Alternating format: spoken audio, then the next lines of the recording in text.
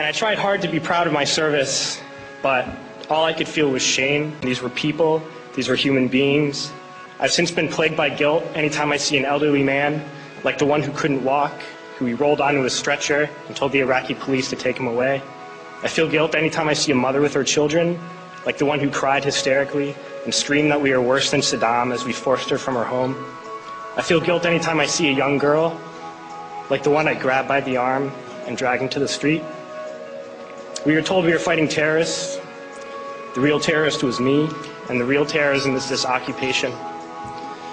Racism within the military has long been an important tool to justify the destruction and occupation of another country. It has long been used to justify the killing, subjugation, and torture of another people. Racism is a vital weapon employed by this government.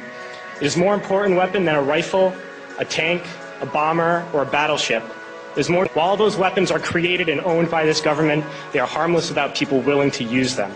Those who send us to war do not have to pull a trigger or lob a mortar round.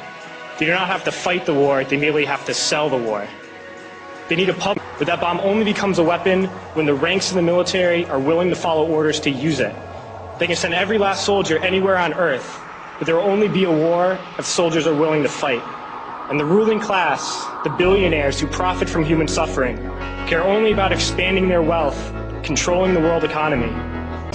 They understand that their wealth is dependent on their ability to convince the working class to die to control the market of another country.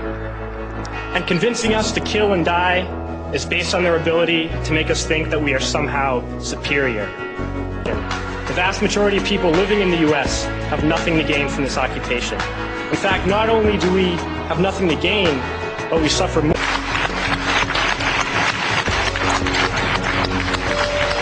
Poor and working people in this country are sent to kill poor and working people in another country to make the rich richer.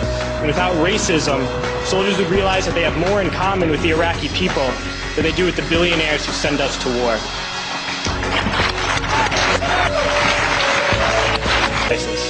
We need to wake up and realize that our real enemies are not in some distant land.